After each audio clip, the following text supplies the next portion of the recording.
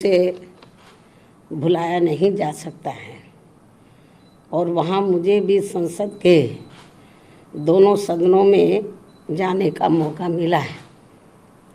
ये मेरे लिए सौभाग्य की भी बात है। तो वहीं दूसरी तरफ आज से वहाँ नवनिर्मित संसद भवन की भी शुरुआत की जा रही है, जिसका हमारी पार्टी दिल से स्वागत करती है। और आज इस नए संसद भवन में केंद्र सरकार द्वारा महिला आरक्षण बिल प्रस्तुत किया जाएगा। यह ऐसी मीडिया में काफ़ी आम चर्चा है, जिसके पक्ष में बीएसपी सहित अधिकांश पार्टियां भी अपना मत देंगी, ऐसी भी पूरी संभावना है। अन्य पार्टियों के बारे में भी ऐसी स्थिति में हमारी पार्टी को पूरी उम्मीद है कि चर्चा के बाद इस बार ये महिला आरक्षण बिल जरूर पास हो जाएगा, जो ये अभी तक लंबे अरसे से लटका हुआ था। और इस संदर्भ में मैंने अपनी पार्टी की ओर से एक बार नहीं बल्कि अनेकों बार संसद में ये कहा था कि हमारी पार्टी तो ये चाहती है कि देश की महिलाओं को लोकसभा व राज्य की विधानसभाओं में आरक्षण 33% देने की बजाय यदि उनके आबादी को भी ध्यान में रखकर 50% आरक्षण दिया जाता है तो इसका भी हमारी पार्टी पूरे तय दिल से स्वागत करेगी। सरकार इसके बारे में भी जरूर सोच विचार करे। लेकिन इसके साथ साथ ये भी कहा था कि महिलाओं को जो भी आरक्षण दिया जाता है तो उसमें से एससी, एसटी व ओबीसी वर्गों की महिलाओं का आरक्षण का कोटा अलग से सुनिश्चित किया जाना चाहिए। अर्थात इन्हें यानी कि एससी व एसटी को अब तक मिल रहे कोटे में शामिल ना किया जाए, क्योंकि बात ये चल रही है कि जो पहले से एससी एसटी को आरक्षण मिला हुआ है लोकसभा व विधानसभा में, जो भी इनको आरक्षण है तो उसमें से इनको कोटा दिया जाए। तो इसके पक्षधर नहीं है हमारी पार्टी की। महिलाओं को उसके एससी एसटी को जो रिजर्वेशन मिल रहा है लोकसभा और राज्य विधानसभाओं में, उसमें से इनको दिया जाए, ये ठीक नहीं है। उनका बना रहे, जो अब 33% दिया जा रहा उसमें से इनकी व्यवस्था होनी चाहिए। अर्थात वरना इन वर्गों के साथ काफ़ी नाइंसाफ़ी होगी। और यदि ऐसा नहीं किया जाता है तो फिर इन सभी वर्गों की पिछड़ी महिलाओं को यहाँ सामान्य सीटों पर जल्दी से मौका नहीं मिल पाएगा, क्योंकि यहाँ जातिवादी पार्टियाँ शुरू से ही इन वर्गों को किसी भी क्षेत्र में आगे बढ़ते हुए देखना नहीं चाहती हैं। जबकि भारतीय संविधान के मूल निर्माता परम पूज्य बाबा साहब डॉक्टर भीमराव अंबेडकर ने इन वर्गों के पिछड़ेपन को दूर करने व इन्हें स्वाभिमान की जिंदगी बसर करने के लिए इन्हें सरकारी नौकरियों व राजनीति आदि में अलग से इसलिए आरक्षण देने की व्यवस्था की थी, क्योंकि इन वर्गों के लोग यहाँ सदियों से जातिवादी व्यवस्था के तहत शैक्षणिक, आर्थिक व सामाजिक क्षेत्र में काफ़ी ज़्यादा पिछड़े हुए थे, जो अभी भी पिछड़े हुए हैं। ऐसी स्थिति में हमारी पार्टी ये चाहती है कि इन वर्गों की महिलाओं को आज पेश किए जाने वाले महिला आरक्षण बिल में इनके लिए अलग से आरक्षण की व्यवस्था जरूर की जानी चाहिए।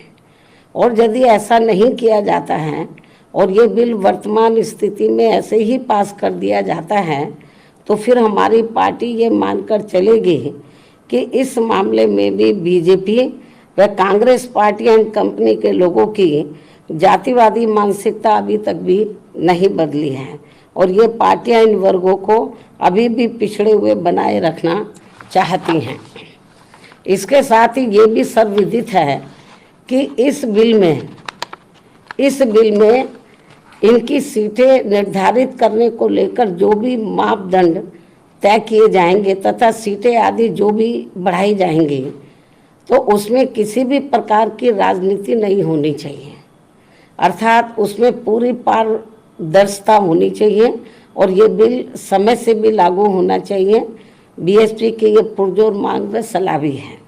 इसके साथ ही हमारी पार्टी यहाँ ये भी कहना चाहती है कि यदि आज आ रहे महिला आरक्षण बिल में हमारी पार्टी की इन मांगों पर अमल नहीं किया जाता है, तो भी ऐसी स्थिति में हमारी पार्टी आज संसद में प्रस्तुत किए जाने वाले महिला आरक्षण बिल को फिर भी इसे समर्थन देगी व पास कराने में पूरी मदद करेगी, क्योंकि यहाँ सभी जाति व धर्मों की महिलाओं को हर मामले में पुरुषों की तुलना में अभी तक भी काफ़ी पिछड़ा बना के रखा गया है।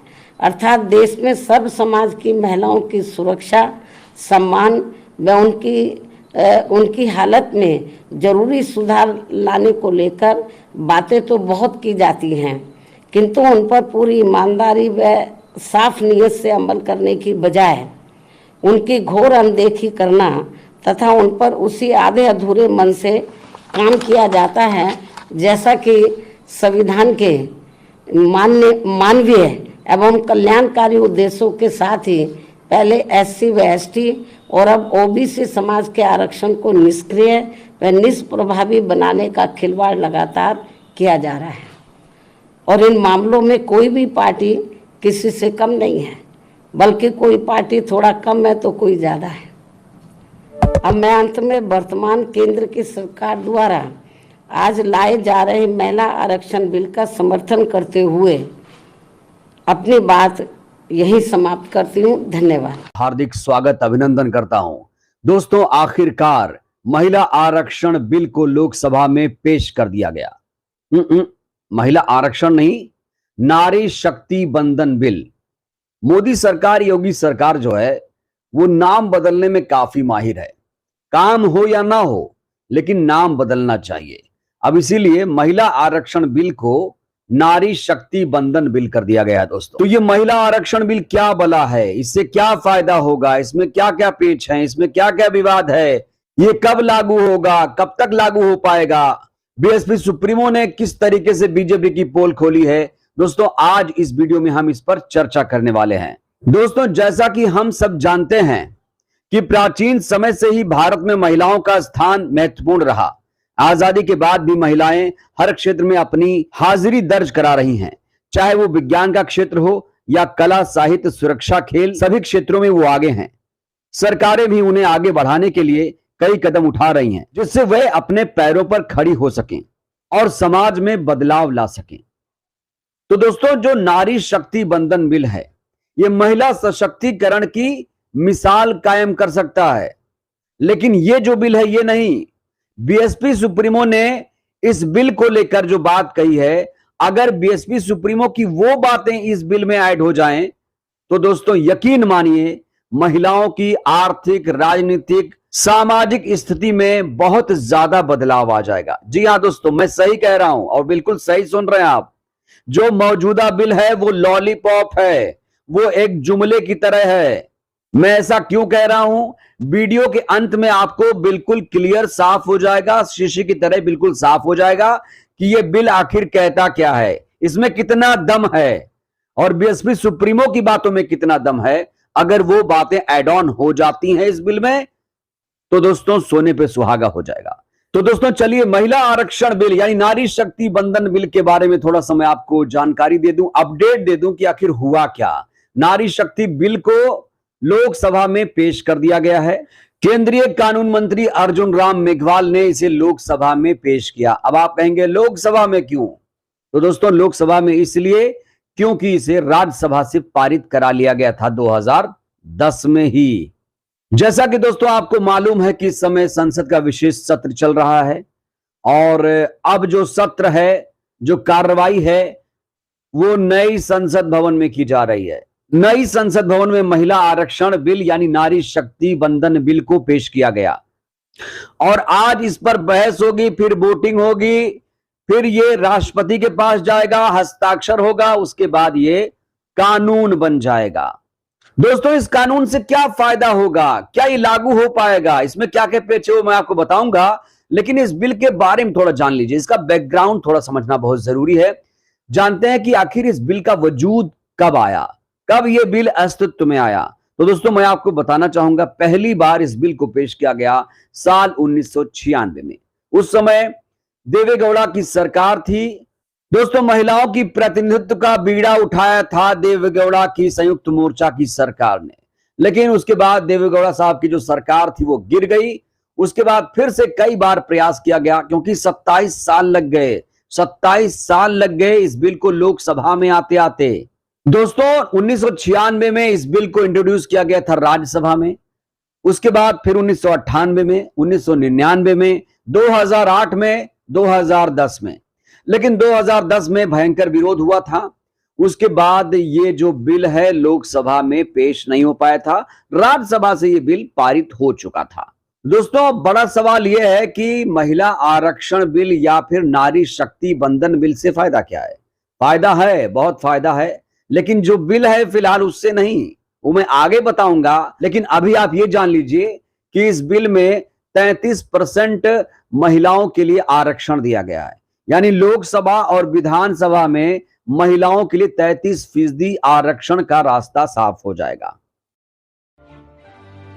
भैया 10 बुरसेट दिखा दो और 10 जींस दिखा दो। चल चल, जैसे 33% आरक्षण का रास्ता साफ हो जाएगा। दोस्तों, अब बात कर लेते हैं कि मौजूदा दौर में वर्तमान में महिलाओं की सदन में भागीदारी नेतृत्व कितनी है, क्योंकि कहा जा रहा है कि अभी भी राजनीतिक भागीदारी में महिलाएं बहुत पीछे हैं। सबसे पहले मैं बात करना चाहूंगा दोस्तों लोकसभा की। लोकसभा में कहा जा रहा है कि इस समय 82 महिलाएं हैं। वहीं दोस्तों, मैं उच्च सदन राज्यसभा की बात करूं तो इस समय राज्यसभा में 31 महिलाएं हैं। जी हां, 238 राज्यसभा सांसदों में से सिर्फ 31 महिलाएं हैं, और अगर परसेंट में आप देखेंगे तो 13.20% हो जाता है ये। दोस्तों, आप जानते हैं कि विधानसभा में महिलाओं की भागीदारी कितनी है, ये भी जरूरी है, आप जानिए इसे पहले। दोस्तों, छत्तीसगढ़ में सबसे ज्यादा महिलाओं की भागीदारी है। इस समय छत्तीसगढ़ में 14.44% विधानसभा में महिलाओं की भागीदारी है। उसके बाद नंबर आता है पश्चिम बंगाल का। पश्चिम बंगाल में 13.70% भागीदारी है महिलाओं की। वहीं झारखंड की बात करूं तो झारखंड में 12.35% महिलाओं की भागीदारी है।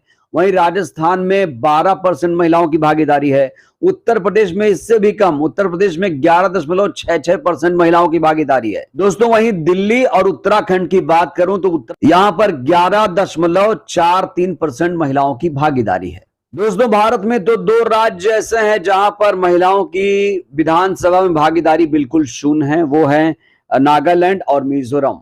वहीं अगर मैं कर्नाटक की बात करूं तो कर्नाटक में इस समय 3.14% महिलाओं की भागीदारी है, जो बिल्कुल शून्य के ही बराबर समझिए। पुदुचेरी में ऐसे ही हालात हैं जहां पर 3.33% महिलाओं की भागीदारी है। तो दोस्तों, ये तो हुआ इस बिल का बैकग्राउंड। अब आगे की बात करते हैं। आगे की बात करते हैं कि अब इसमें पेच क्या क्या है।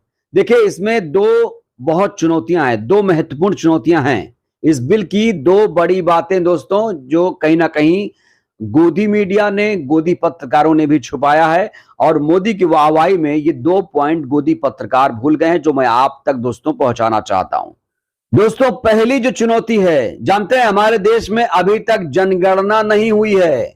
जनगणना नहीं हुई है क्योंकि जातिगत जनगणना का मुद्दा आया, उसके बाद कोरोना का मामला भी आया, और 2021 में जनगणना होनी थी, लेकिन जनगणना अभी तक मोदी सरकार ने नहीं कराया, क्योंकि दोस्तों मोदी सरकार ने जनगणना को रोका हुआ है।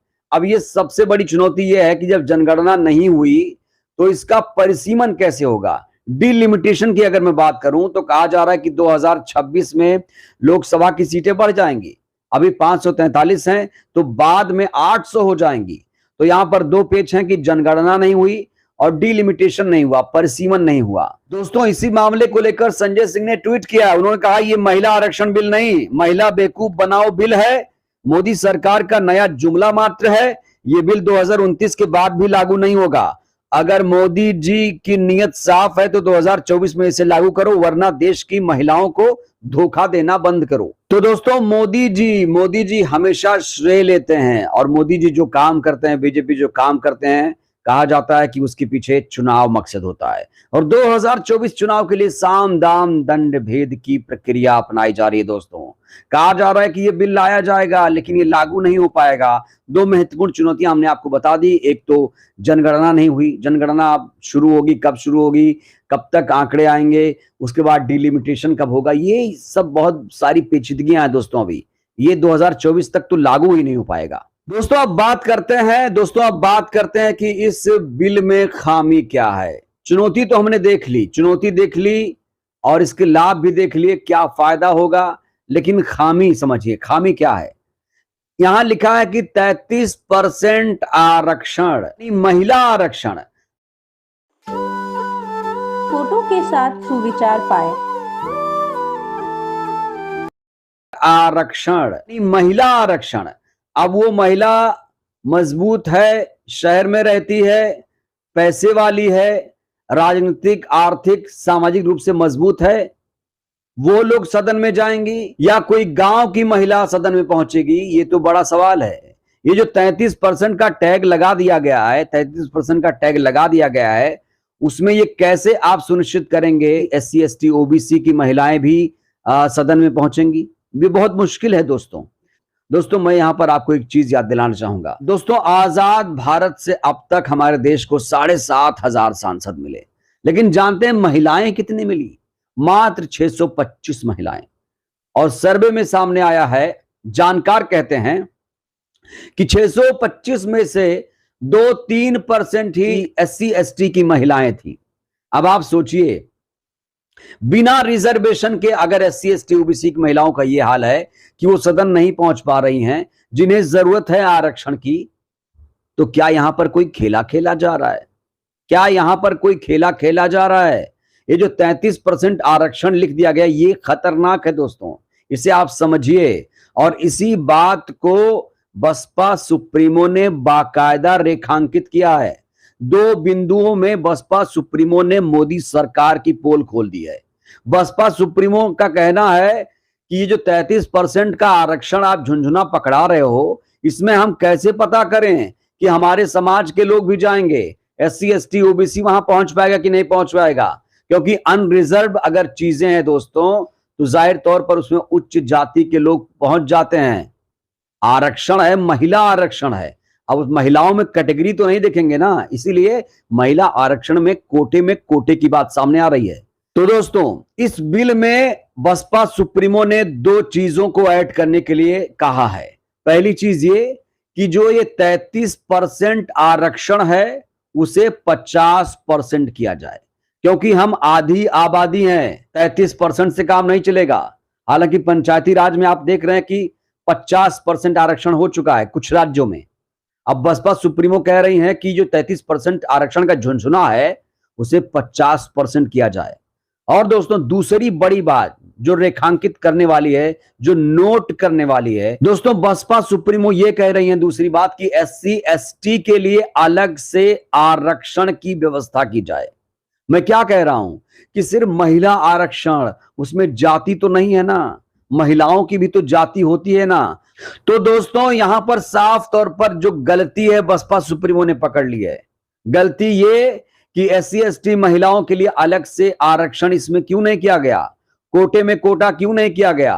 क्योंकि 33% आरक्षण ठीक है, अब इस समाज की महिलाएं अगर नहीं जा पाएंगी, SC ST समाज की महिलाएं सदन में नहीं जा पाएंगी, तो इस आरक्षण का क्या मतलब है, इसका क्या वैल्यू है?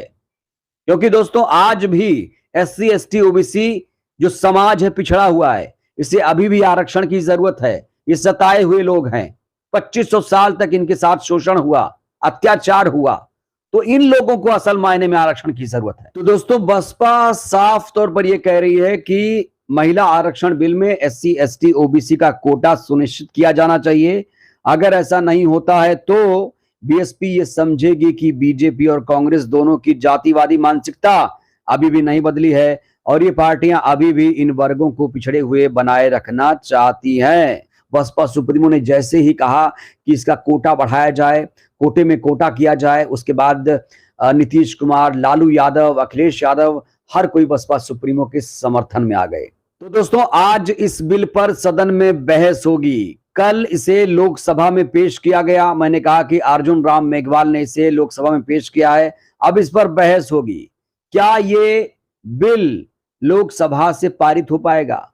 और अगर पारित भी हो गया तो क्या ये 2024 से पहले ये बिल कानून में तब्दील हो पाएगा? ये बड़ा सवाल है दोस्तों। और वैसे दोस्तों, जानकार ये भी कह रहे हैं कि मोदी सरकार क्रेडिट लेना चाहती है, वो इसे पास कराएगी, लागू नहीं करेगी। क्योंकि हमने कहा ना, दो चीजें, चुनौतियां इसमें क्या है। एक तो परिसीमन की बात है और एक जनगणना अभी नहीं हुई है। जाति जनगणना से मोदी सरकार पहले से पीछे भाग रही है दोस्तों। तो असल मुद्दों पर बात नहीं हो रही है। असल मुद्दों पर यह सरकार बात करने को तैयार ही नहीं है दोस्तों। तो बहरहाल दोस्तों, इस वीडियो में फिलहाल के लिए बस इतना ही। बीएसपी सुप्रीमो का सुझाव आपको कैसा लगा दोस्तों? बीएसपी सुप्रीमो की राय से आप कितना सहमत हैं? आप अपनी राय जरूर दीजिएगा। हमें आपकी राय का बेसब्री से इंतजार रहेगा। वीडियो को लाइक करिए, चैनल को सब्सक्राइब करिए, सहयोग करिए, वीडियो को जन जन तक पहुंचाइए, जिससे बहुजन समाज जागरूक हो। जय भारत, जय संविधान।